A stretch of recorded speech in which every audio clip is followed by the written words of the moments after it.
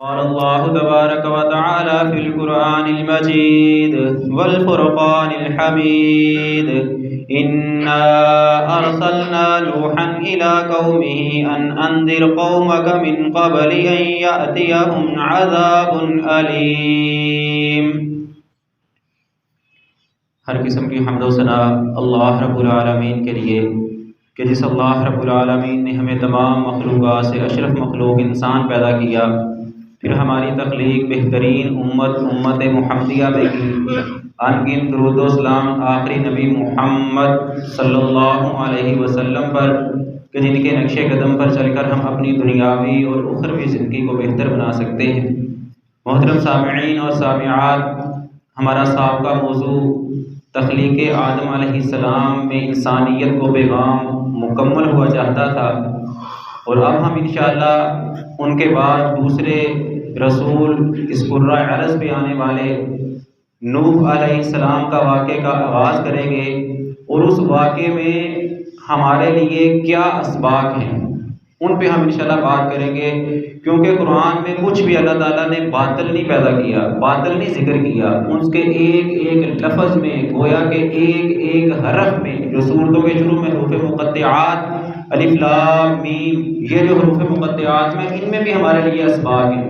تو ایک پورے نبی کا واقعہ، اس کے حالات زندگی، قوم کے واقعات، وہ جو اللہ نے ذکر کر دیے وہ ایسے بیکار ذکر نہیں کیے، ان میں اس امت محمدیہ کے لیے بے شمار فوائد ہیں۔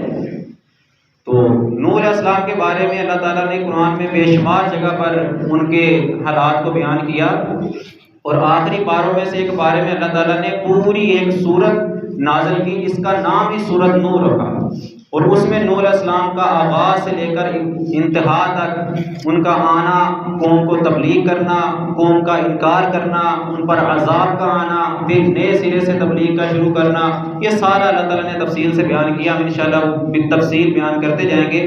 سورۃ نوح میں اللہ تعالیٰ فرماتے ہیں آغاز میں انا ارسلنا نوحا الی قومہ، بے شک ہم نے نوح علیہ السلام کو اپنی قوم بھیجا، اس کی قوم کی طرف۔ تو آدم علیہ السلام کے بعد نوح علیہ السلام آئے ہیں اس زمین کے اوپر۔ ابن حبان کی حدیث ہے 4190، ابو امامہ رضی اللہ عنہ کہتے ہیں کہ ایک آدمی نے اللہ کے نبی سے پوچھا، اللہ کے نبی آدم اور نوح علیہ السلام کے درمیان کتنی مدت تھی؟ یعنی آدم علیہ السلام آئے، اپنی زندگی گزار کے چلے گئے، اور اس کے بعد پھر نوح علیہ السلام کے درمیان میں کتنا وقت گزرا ہے، کتنا عرصہ گزرا ہے؟ تو آپ نے فرمایا عشرۃ قرون، 10 قرن، 10 صدیاں گزری ہیں۔ قرن کے 2 معنی کیے جاتے ہیں شریعت محمدیہ میں، ایک ہوتا ہے صدی جو ہمارے عام معاشرے میں بولا جاتا ہے، قرن کا مطلب صدی، صدی کہتے ہیں 100 سال کو، تو اگر اس کا معنی صدی لیا جائے تو پھر 10 قرن 1000 سال بنتے ہیں، 10 سال یعنی 1000 سال گزرے ہیں۔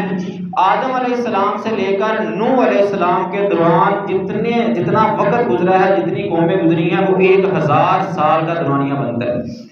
اس کا دوسرا معنی ہے قرن کا نسل، یا پھر یوں ہے اس کا معنی کہ 10 نسلیں اس کے درمیان گزر چکی ہیں۔ تو اگر 10 نسلوں والا معنی مراد دیا جائے تو اس دور میں لوگوں کی عمریں ہزاروں سال ہوا کرتی تھی، جیسے آگے ہم دلیل سے بیان کریں گے کہ نوح علیہ السلام نے 950 سال کا وقت پایا ہے، 950 سال کا وقت نوح علیہ السلام نے پایا ہے۔ تو اس وقت لوگوں کی عمریں کئی 100 سال، 1000 برس، 1000 سے بھی زیادہ اتنی عمریں ہوتی تھی۔ تو اگر قرن کا معنی نسل لیا جائے تو پھر اس کا معنی ہے 10 نسلیں گزری ہیں، آدم علیہ السلام سے لے کر نوح علیہ السلام تک 10 نسلیں۔ تو ایک نسل کو گویا کہ 1000 سال پہ اگر اس کی اوسط عمر لگائی جائے تو 10 نسلیں، یہ تو ہزاروں سال بنتے ہیں ابھی۔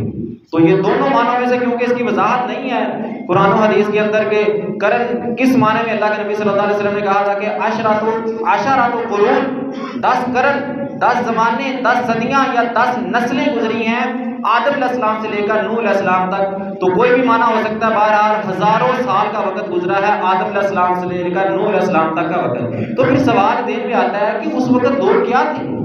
وہ ہزاروں سال کا جو وقت گزرا، لوگ کیسے رہتے تھے، دین کیا تھا، منہج کیا تھا، اس کے بارے میں وضاحت کی۔ مستدرک حاکم کی حدیث ہے 4009، ابن عباس رضی اللہ عنہ کہتے ہیں قالا کانا بین نوح و آدم عشرۃ قرون، آدم علیہ السلام اور نوح علیہ السلام کے درمیان 10 قرن گزرے ہیں، کلہم علی شریعت من الحق، ہر زمانہ ہر قرن، ہر صدی، ہر نسل شریعت حق پر تھی. گناہ نہیں تھا، شرک نہیں تھا.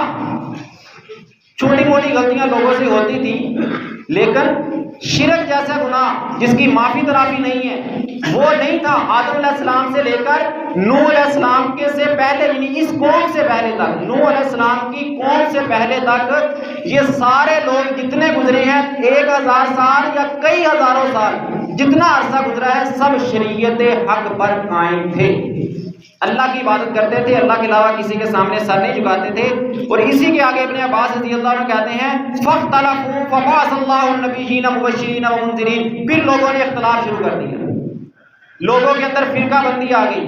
جس طرح آج ہے نا ہمارے ہاں اہل حدیث، دیوبندی، شیعہ، بریلوی فرقے بن گئے نا.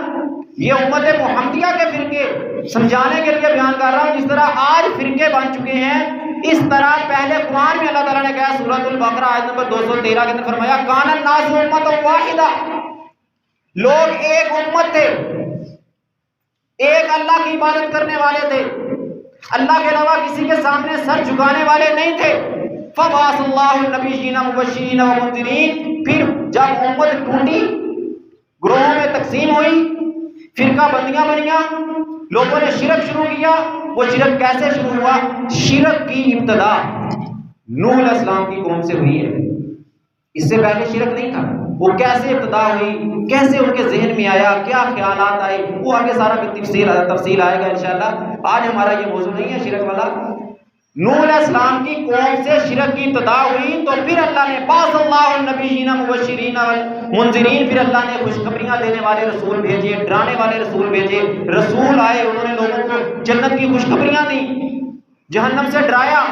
نیک عمال کرو گے تو یہ ملے گا، برے عمال کرو گے تو جہنم جانا پڑے گا. یہ سارا کام رسولوں کا تھا. اللہ تعالیٰ نے پھر اس کے لیے رسول بھیجے. نوح علیہ السلام سب سے پہلے رسول ہے. صحیح بخاری کی حدیث 4712 لمبی حدیث ہے، جس میں قیامت کے دن لوگ جائیں گے اللہ کے نبی کے آدم علیہ السلام کے پاس جائیں گے، سفارش کرو، حساب کتاب شروع ہو جائے. وہ کہیں گے مجھے، میں نہیں کر سکتا، میرا فلاں جرم ہے. پھر نوح علیہ السلام کے پاس جائیں گے، انت الرسول الاول یا نوح، اللہ جہاں سفارش کر دو، حساب کتاب شروع ہو جائے، کیونکہ آپ تو اول الرسول، سب سے پہلے رسول ہیں الی الارض، زمین پر. تو گویا کہ نوح علیہ السلام اس قرآن ارض میں سب سے پہلے رسول تھے. ان کو اللہ تعالیٰ نے بھیجا تھا شرک کے خاتمے کے لیے، شرک کو مٹانے کے لیے. پھر آگے اللہ تعالیٰ نے وہی سورۃ نوح کی پہلی آیت میں فرمایا انا ارسلنا نوحا الی قومہ ان انذر قومک. سب سے پہلا حکم جو اللہ نے نوح علیہ السلام کو دیا تھا کہ ہم نے نوح علیہ السلام کو بھیجا اس کی قوم کی طرف کہ تو اپنی قوم کو ڈرا. ان انذر قومک، نوح جا، تیری قوم اللہ کے ڈر سے، اللہ کے ڈر کو دل سے نکال بیٹھی ہے، اللہ کو بلا کے غیروں کی عبادت میں لگ چکی ہے. اللہ کے سامنے ماتھا ٹھیکنے کی بجائے وہ اپنے بتوں کو، اپنے بزرگوں کو سجدہ کرنا شروع کر دیا ہے. انذر قومک، اپنی قوم کو ڈرا جا کے، ان کو سمجھا، اللہ کا خوف اور اللہ کا ڈر ان کے دلوں میں پیدا کر. من قبل ان یاتیہم عذاب علیم، اس سے پہلے کہ ان پہ دردناک عذاب آئے.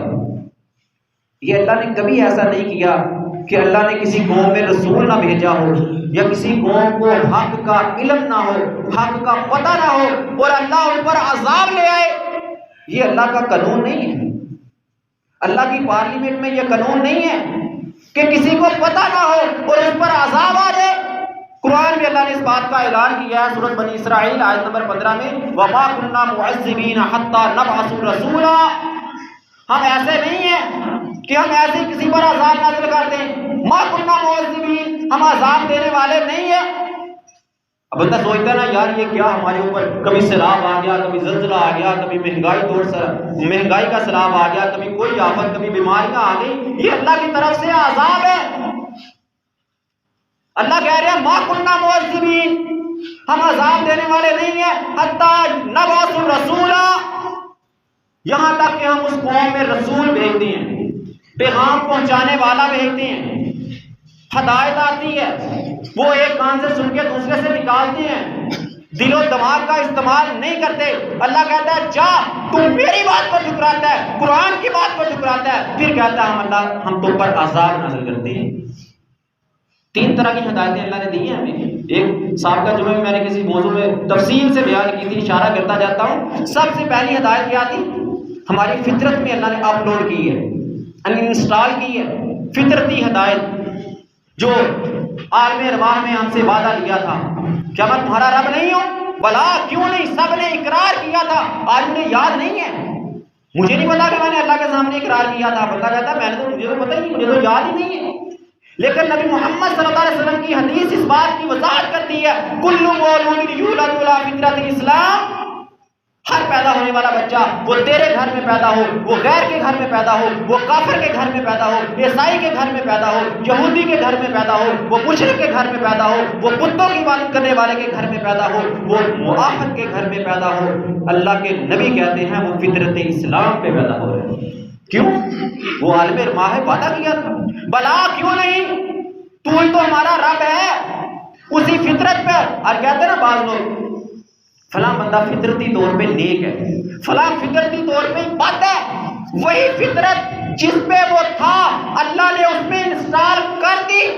یہ فطرتی ہدایت اللہ نے ہمیں دی ہے. دوسری ہے غور و فکر, تفکر و تدبر کی ہدایت. قرآن میں جگہ جگہ اللہ نے کہا یتفکرون یتدبرون افلا یعقلون.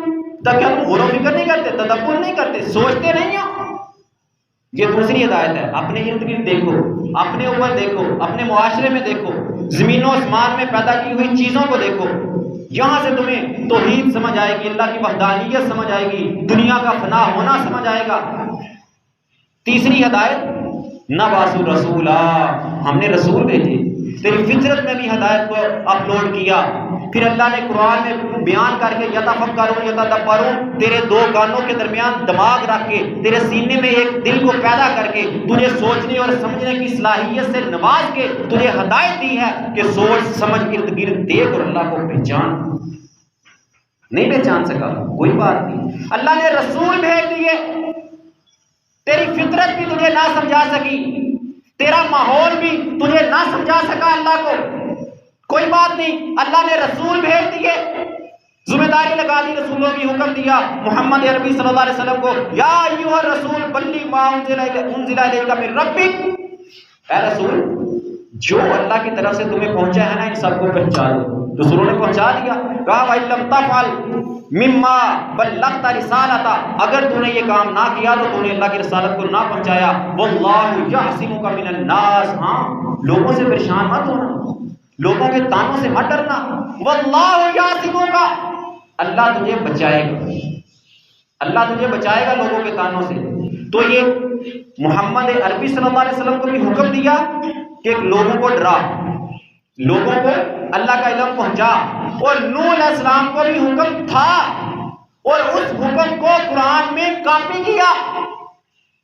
وہ تو نوح علیہ السلام کو حکم تھا نا اپنی قوم کو ڈرا, قرآن میں کیوں ذکر کیا اللہ نے؟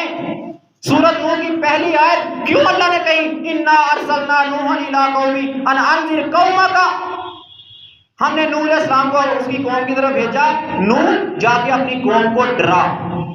اور یہی حکم محمد عربی صلی اللہ علیہ وسلم کو دیا کہ اے محمد اپنی قوم کو ڈرا, اللہ کے عذاب سے ڈرا. یہ مکہ والے 360 بت خانہ کعبہ میں, گویا کہ ہر ڈگری پہ ایک بت تھا, خانہ کعبہ میں ہر ڈگری پہ ایک بت رکھ کے اس کی پوجا کر رہے ہیں. ڈرا ان کو. وانذر عشیرتک, اپنے رشتہ داروں کو ڈرا. یہی حکم اب انبیاء تو چلے گئے. نوح علیہ السلام کا حکم اللہ نے قرآن میں کاپی کر دیا, محمد عربی صلی اللہ علیہ وسلم کو حکم دے دیا. اب ان کے جانے کے بعد یہ ذمہ داری کس کی ہے؟ بس یہ انبیاء کو حکم تھا, نوح علیہ السلام کا حکم ہم نے پڑھ لیا, محمد عربی صلی اللہ علیہ وسلم کو حکم تھا, انہوں نے پہنچا دیا, اب دین ختم نہیں. قرآن کی ایک ایک آیت امت محمدیہ کو نصیحت کر رہی ہے, ہدایت کر رہی ہے کہ جو حکم نوح علیہ السلام کو تھا, جو حکم محمد عربی صلی اللہ علیہ وسلم کو تھا, وہ آج کے محمدی امتی کو بھی ہے. امر بالمعروف و نہی عن المنکر, لوگوں کو نیکی کی دعوت دے, برائی سے منع کر, اگر نہیں کرے گا تو دیکھ سابقہ امتوں کا حال کیا تھا. جرم کرنے والے تھوڑے تھے اور جرم نہ کرنے والے زیادہ ہوتے تھے. اور جب عذاب آتا تھا تو کرنے والے اور نہ کرنے والے سب برباد ہوتے تھے. بچتا کون تھا؟ اللہ کا حکم آیا اے نبی. اس وقت کا جو اس قوم پہ اس علاقے پہ آنے والا نبی ہوتا تھا, کیا حکم آتا تھا؟ اے نبی تو اور اپنے پیروکاروں کو لے کے نکل جا, راتوں رات نکل جا, بس ان پہ عذاب آنے والا ہے. وہ پیروکار کون تھے؟ جو انبیاء کے منہج کو لے کے چلے تھے. صرف عمل نہیں, لوگوں کو تبلیغ بھی کرنی ہے, دعوت بھی دینی ہے, نیکی کا حکم بھی دینا ہے, گناہ سے منع بھی کرنا ہے. انذر قومک, اپنی قوم کو ڈرا, ان کو اللہ کے عذاب سے ڈرا, وہ گناہوں میں لگے ہیں. ہم کہتے ہیں ہمارے معاشرے میں ایک فکرہ چلتا ہے جیڑا جتھے لگیا اور لگیا رہنے دو. یہ غلط ہے. یہ عقیدہ, یہ بیس, یہ بنیاد غلط ہے.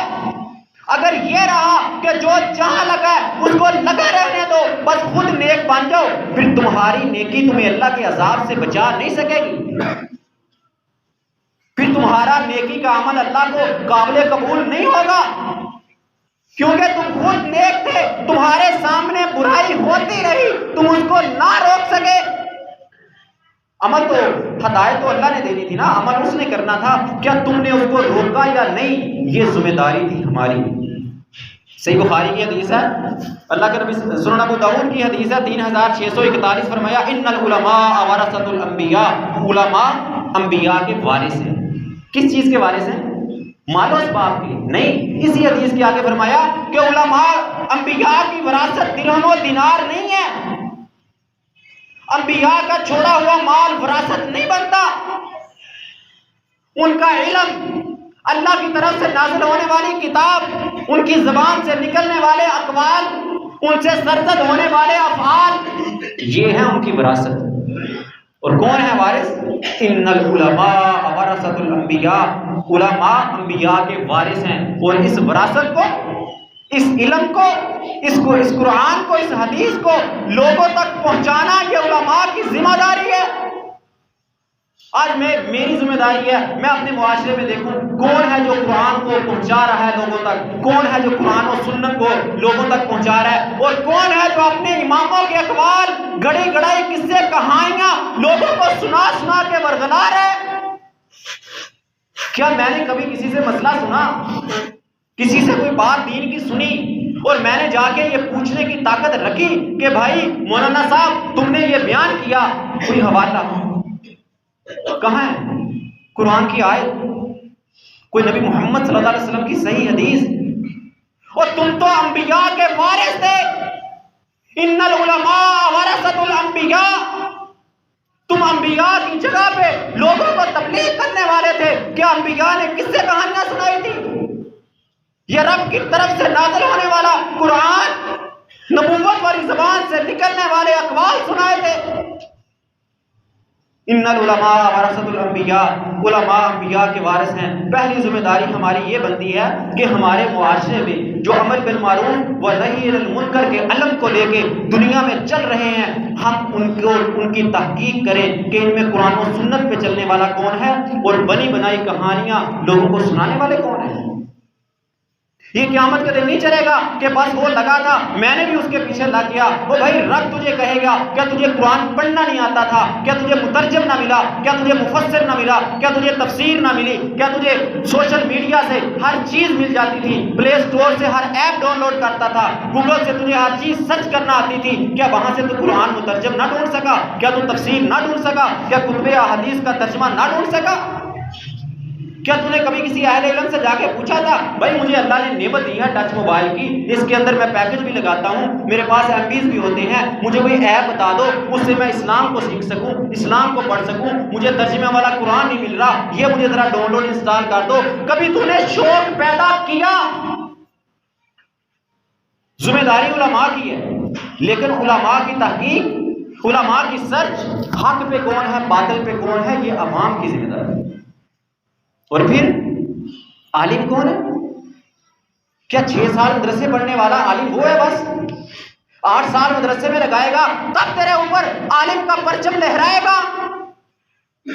میری تو ذمہ داری نہیں ہے. معاشرے میں دیکھ لو کتنے لوگ ہیں پڑھنے کے باوجود کہتے ہیں نہیں بس میں تو عالم نہیں ہوں, مجھے تو علم نہیں ہے. اور سن نبی محمد صلی اللہ علیہ وسلم کا فرمان کیا فرمایا؟ صحیح بخاری کی حدیث ہے 3461. فرمایا بلغوا عنی ولو آیا, پہنچا دو میری طرف سے, اگر تمہیں ایک آیت کا علم بھی ہے تو وہ بھی تمہیں اس کی تبلیغ, اس کی دعوت, امر بالمعروف و نہی عن المنکر کرنا پڑے گا. ایک آیت تو نے سیکھ لی, ایک آیت تو نے سمجھ لی, تو ایک آیت کا عالم ہے.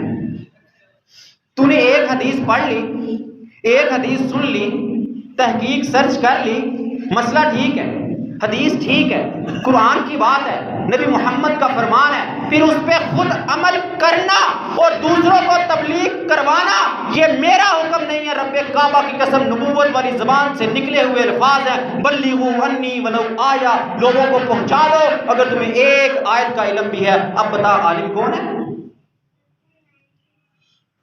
مت لگا لوگوں پہ فتوے کہ میں پڑھ نہیں سکا, میں تو مدرسہ نہیں جا سکا, میں تو مسجد نہ جا سکا, میری تو عمر گزر گئی, میں تو قرآن کو نہ سیکھ سکا. اور تو جمعہ پڑھنے آتا ہے, مسائل کو سن کے ساتا ہے, ان کو جا کے اپنے گھر کے اوپر, اپنے گلی محلے کے اوپر, اپنے دوستوں احباب کے اوپر, اپنی کمیونٹی کے اوپر, اپنے ارد گرد ماحول کو لوگوں کو بتانا یہ تیری ذمہ داری ہے.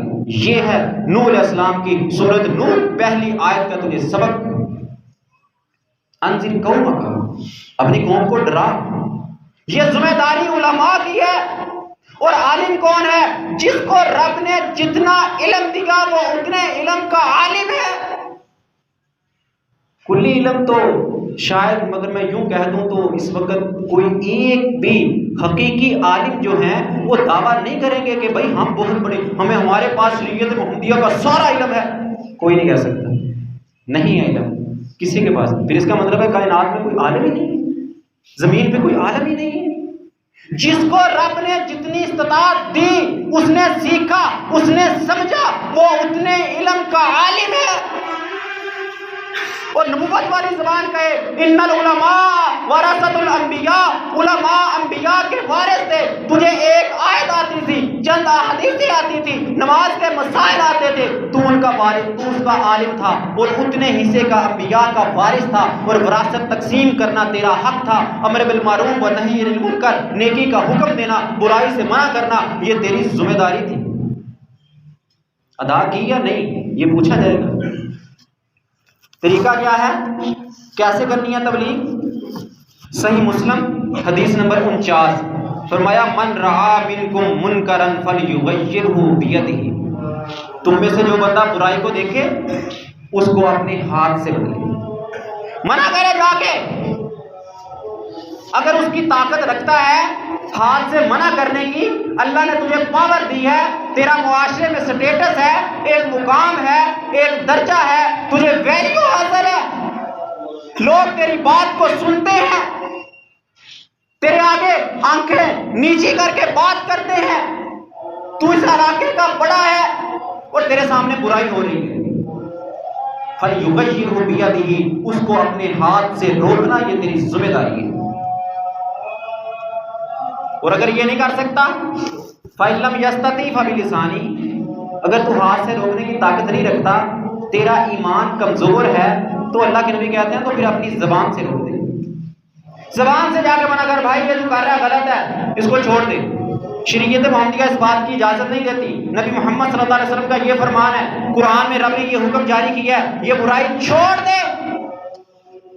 اگر تجھے طاقت دی ہے رب نے تو ہاتھ سے اس برائی کے اڈے کو بند کر. اگر نہیں کر سکتا تو کم از کم اپنی زبان سے روک. اب ہاتھ سے روکنے کی طرف اگر تھوڑا سا جدید دور میں آ جائے, سوشل میڈیا کا دور ہے نا, لوگ میسیج کرتے ہیں, سٹیٹس لگاتے ہیں غلط باتوں کی, موسیقی کی, اور ہم سٹیٹس دیکھا, اگر یوں کہہ دو تو غلط نہیں, لطف اندوز ہوئے, آگے چل دیے. کیا وہاں تیرا حق نہیں تھا؟ تو رپلائی کے بٹن پہ ٹچ کر, اپنی وائس یا اپنے الفاظ اس اپنے دوست کو, اپنے محلے والے کو, اپنے تعلق دار کو بھیج, او بھائی یہ جو تم نے سٹیٹس لگایا ہے نا یہ تیرا معیار بتا رہا ہے اور تیری زندگی کا سٹیٹس غلط ہے. نبی محمد صلی اللہ علیہ وسلم کا فرمان یہ ہے، کیوں تو کیوں نہیں بدل سکتا؟ کیونکہ تو اس کو برائی سمجھتا نہیں ہے، تیرے دل میں وہ برائی ہے نہیں۔ اگر ہے تو برائی سمجھتا ہے، پھر اس کو سنتا کیوں ہے، دیکھتا کیوں ہے، اس کو منع کیوں نہیں کرتا؟ یہاں تیرا ہاتھ استعمال ہوگا نا، لکھنے میں، ٹچ کرنے میں ہاتھ استعمال ہوگا، اس کو اپنے ہاتھ سے روک، یہ تیری ذمہ داری ہے، ورنہ قیامت کے دن رب پوچھے گا تجھے میں نے ٹچ موبائل کی نعمت دی تھی، تیرے پاس لوگوں کے غلط سٹیٹس، غلط میسیجز، غلط ویڈیوز، غلط پکچرز آتی تھی، تجھے علم تھا یہ غلط ہیں، تو نے ان کی رہنمائی نہیں کی، تو نے دیکھ کے اندیکھی کی۔ جواب دے،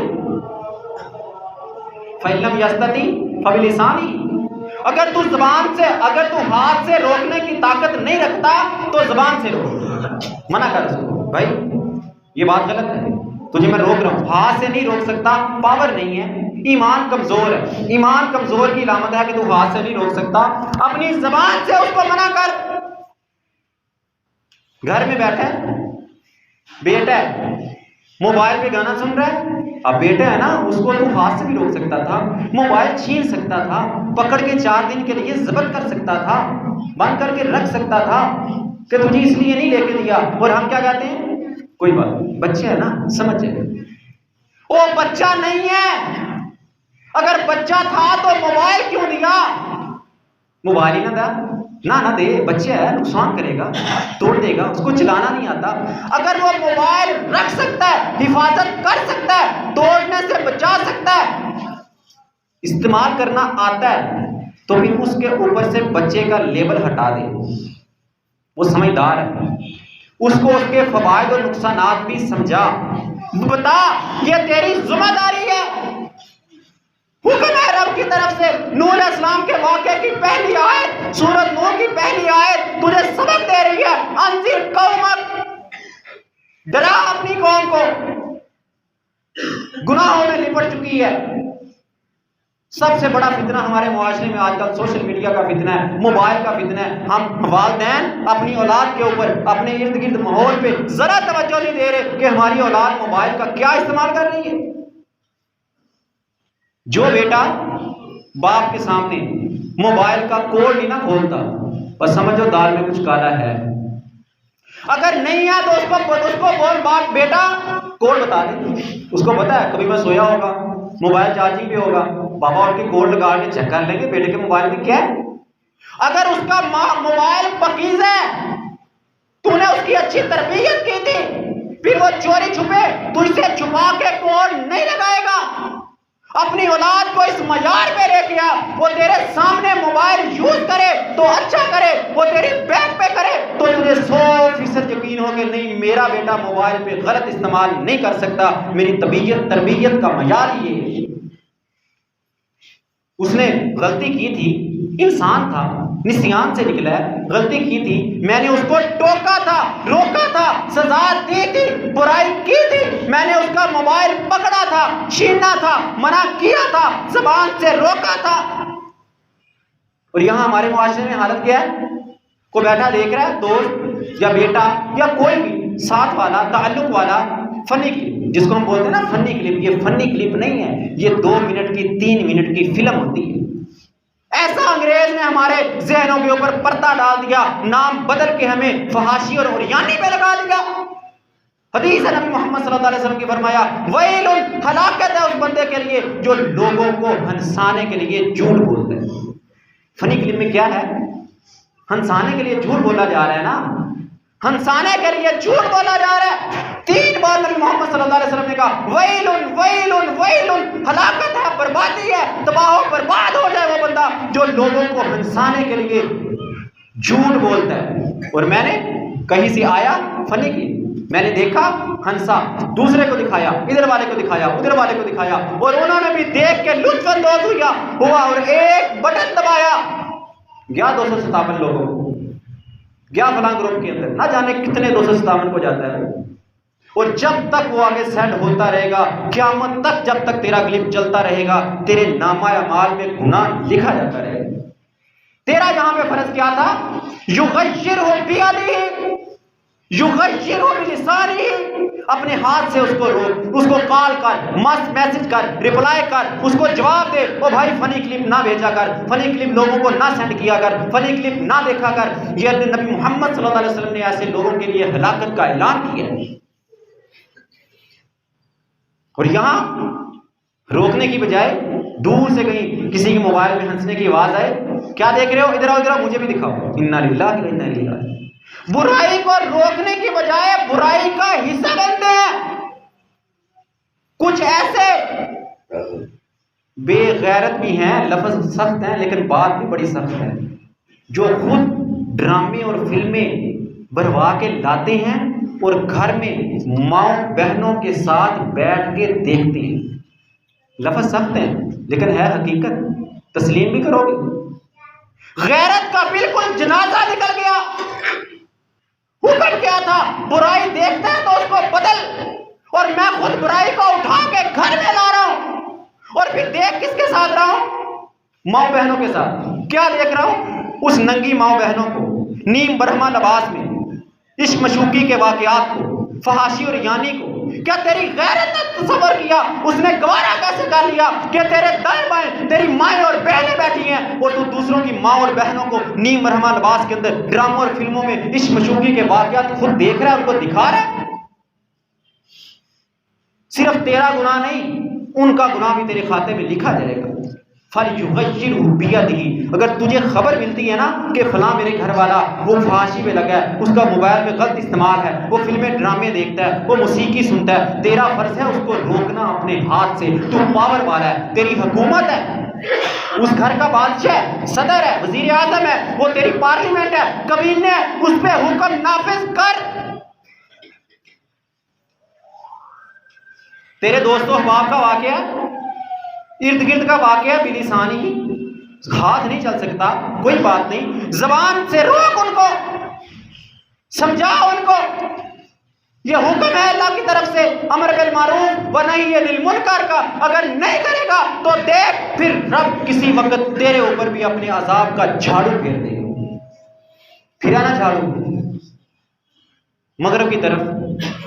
سیلاب نے کیا کچھ نہیں کیا، وہ اللہ کے سامنے کیا حیثیت ہے پاکستان کی۔ پوری دنیا ایک نقطے کے برابر بھی نہیں ہے اللہ کے یہاں، ایک نقطہ۔ ہم شاید کائنات کو سمجھ نہیں سکتے کہ کائنات کیا ہے، کتنی کشائیں، کتنے شمسی سسٹم اس کائنات میں ہیں۔ اللہ کے ہاں یہ پوری دنیا، پوری ہماری زمین ایک نقطے کی حیثیت بھی نہیں رکھتی۔ کہیں ایسا نہ ہو کہ ہم برائی کو روکنا بند کر دیں، خود برائی میں ملوث ہو جائے، اور اللہ ایک طرف سے پاکستان میں جھاڑو رکھے، پہاڑوں کی طرف سے رکھے اور جھاڑو چلائے، سارے سمندر میں جائے، بہہ جائے۔ اللہ میں محفوظ رکھے۔ اگر حالت یہی رہی نا، ہماری برائی بجائے روکنے کے ہم خود ملوث ہو رہے ہیں۔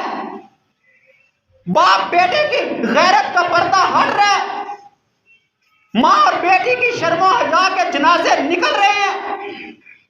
اس موبائل نے جو فحاشی اور یعنی ہمارے معاشرے میں اپلوڈ کر دی ہے، اس کو ڈیلیٹ کرنا بڑا مشکل ہے، لیکن ناممکن نہیں ہے۔ مشکل ضرور ہے، ناممکن نہیں ہے۔ اور وہ ذمہ داری کن کی ہے؟ علماء کی۔ علماء کون ہے؟ جس کو ایک آیت کا بھی علم ہے، وہ ایک آیت کا عالم ہے۔ مجھے پتا چل گیا کہ میں نے امر بالمعروف و نہی عن المنکر کے پرچم کو لے کے چلنا ہے۔ جس بات کا مجھے علم ہے وہ میں نے سب سے پہلے، بعض لوگ کہتے ہیں ہماری تو کوئی سنتا نہیں، ہم بات کرتے ہیں لوگ منہ دوسری طرف کر لیتے ہیں، ہماری بات میں اثر نہیں ہے۔ اور نقطے کی بات تمہیں بتا دوں، باتوں میں اثر کیسے آتا ہے، لوگ تمہاری بات سننے کے لیے کیسے تیار ہوں گے۔ تم منہ سے بات نکالو گے، لوگ اس پہ عمل کریں گے۔ لوگ تمہارے سامنے، تم والدین کے سامنے اولاد چون چراں اگرچہ مگرچہ نہیں کرے گی۔ معاشرے میں نکلو گے، لوگ تمہیں روک کے تم سے بات پوچھیں گے۔ نقطہ کیا ہے، سمجھنے کی بات کیا ہے؟ سب سے پہلے جو حکم لوگوں کو دینا ہے نا، اس کو اپنے اوپر لاگو کر۔ پہلے خود عمل کر، پھر لوگوں کو کہہ۔ عمل سے زندگی بنتی ہے، جنت بھی جہنم بھی. یہ خاکی اپنی فطرت پہ نہ نوری ہے نہ ناری. تو اپنے دعوت کے میدان کو، تبلیغ کے میدان کو، امر بالمعروف و نہی عن المنکر کو جنت بنانا چاہتا ہے، جہنم بنانا چاہتا ہے، لوگوں سے اپنی بات منوانا چاہتا ہے یا انکار کروانا چاہتا ہے، لوگوں کے دلوں میں اپنی بات کا اثر بٹھانا چاہتا ہے یا لوگوں سے انکار کروانا چاہتا ہے، اس کا فیصلہ تیرا عمل کرے گا. خود تو گناہوں میں ملوث ہو، خود لوگوں کے ساتھ بیٹھ کے برائیاں کرے، تیرے شب و روز کے اندر برائیاں ہی برائیاں ہوں، اور تو لوگوں کو دعوت کا کام کرے، لوگوں کے سامنے کھڑا ہو، کبھی لوگ تیری بات سننے کے لیے تیار نہیں ہوں گے. سب سے پہلے نبی محمد صلی اللہ علیہ وسلم نے کہاں سے آغاز کیا تھا دعوت کا؟ فران کی چوٹیوں سے، مکہ والوں سے، اپنے علاقے والوں سے، اہل و عیال سے، رشتہ داروں سے. اور مکہ والوں، قولوا لا الہ الا اللہ تفلحوا العرب والعجم. مکہ والوں لا الہ الا اللہ پکار دو، شرک چھوڑ دو، یہ 360 بت کعبہ سے نکال کے باہر پھینک دو، ایک اللہ کی عبادت شروع کر دو، تم عرب و عجم کے اوپر فتح پا جاؤ گے. لوگوں نے مذاق سمجھا، نہ مانا. اور اللہ نے پھر وعدہ کیا تھا واللہ یعصمک. آج لوگ کہتے ہیں نہیں میں نکلوں گا، لوگ تانے دیں گے، ملامتیں کریں گے، میرے مخالف بن جائیں گے، یہ نہ ہو کہیں راستے میں کھڑے ہو کے، راستے میں مجھے روک کے میری جان ہی لے لیں.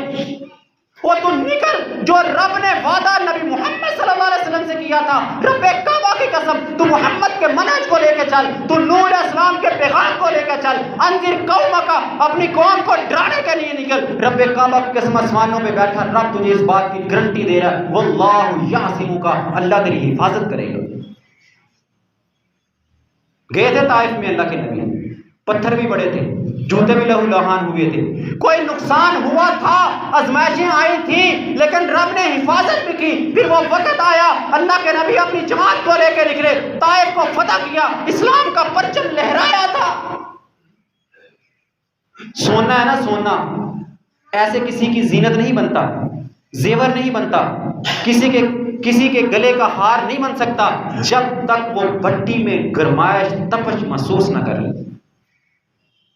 اللہ تجھے پہلے اس بھٹی سے گزارے گا، آزمائشیں بھی آئیں گی، پریشانیاں بھی آئیں گی. کیا نبی محمد صلی اللہ علیہ وسلم نے دعوت کے میدان میں، جہاد کے میدان میں آزمائشیں نہیں دیکھی؟ دعوت کے میدان میں پتھر کھائے، جہاد کے میدان میں اپنے دندان مبارک شہید کروائے، سر میں خود کی کھڑیاں چبھ گئی. کتنے پیارے صحابہ اللہ کے نبی کی شہادتیں اٹھائی. اللہ تجھے آزمائے گا، لیکن اس امر بالمعروف و نہی عن المنکر کو چھوڑنا یہ تیری ذمہ داری نہیں، اس کو پکڑ کے رکھنا ہے. سب سے پہلے ابتدا اپنے آپ سے کرے، گھر والوں سے نہیں، سب سے پہلے اپنے آپ سے. اپنے من کو مار، اپنے دل کے اوپر اسلام کو نافذ کر. جو پڑھتا ہے، جو سنتا ہے، اس کی تحقیق کر، جو درست ہے سب سے پہلے اس کو اپنے اوپر لاگو کر. پھر چل اپنے گھر، اپنی اولاد کو سمجھا، اپنی بیوی کو سمجھا. کتنے ایسے لوگ ہیں جو فجر میں پہلی صف کے نمازی ہیں اور گھر میں 99% لوگ سو رہے ہوتے. کیوں بھائی؟ تو گھر سے نکلا تھا تو گھر والوں کو جگانا تیری ذمہ داری نہیں تھی؟ کیا عورتوں پہ نماز روشنی ہو جانے کے بعد فرض ہے؟ کیا تیری اولاد کے اوپر 10 سال کے عمر میں کیا اللہ کے نبی کا فرمان نہیں ہے کہ نہ پڑھے تو ان کو سزا دے؟ تو بہت بڑا نمازی تھا، بہت نیک تھا، بہت متقی تھا، حاجی صاحب تھا، لیکن کیا تیرے گھر کے اندر اسلام نافذ تھا یا نہیں؟ یہ پوچھا جائے گا. اگر چاہتی ہو نا معاشرے میں لوگ تمہاری بات کو سنیں، معاشرے میں تمہارے منہج کو لوگ لے کے چلیں، معاشرے میں تمہاری پارٹی کو، تمہاری جماعت کے ساتھ لوگ منسلک ہو جائیں، تو یہ 2 باتیں لازم کر لو. سب سے پہلے دین کو اپنے اوپر لاگو کرو اور اس کے بعد دین کو اپنے گھر میں لاگو کرو. تیسری بات اللہ کے نبی نے کیا کہی؟ سب سے پہلے کیا کہا؟ اس برائی کو اپنے ہاتھ سے بدل. پھر کہا نہیں بدل سکتا اپنی زبان سے بدل. تیسرے موقع میں کہا اگر وہ بھی نہیں کر سکتا تو کم از کم اس برائی کو اپنے دل میں برا جان. اور آخر میں کیا کہا؟ وَذَلِكَ أَضْعَفُ الْإِيمَانِ، اور یہ سب سے کمزور ترین ایمان ہے. ایمان ہے، تو مومن ہے، تو مسلمان ہے، لیکن کم از کم تیرے اندر یہ ہو کہ تو برائی کو برا جانے، ہاتھ سے نہیں روک سکتا، زبان سے نہیں روک سکتا، تو کم از کم خود اس برائی میں شامل نہ ہو۔ اگر میں یوں کہتا ہوں تو غلط نہیں ہے، آج ہمارے معاشرے میں آٹے میں نمک کے برابر ایسے لوگ ہیں جو برائی کو برائی سمجھتے ہیں، اس میں ملوث نہیں ہوتے، وگرنہ وہ آٹے کی حیثیت جتنا آٹے میں نمک کی حیثیت وہ لوگ ہیں جو برائی کو برائی سمجھتے ہیں، اس میں ملوث نہیں ہوتے۔ وہ آٹے کی حیثیت جتنے لوگ ہیں جو یا تو برائی میں ملوث ہیں، یا برائی کو روک نہیں سکتے، یا برائی کے اندر شامل۔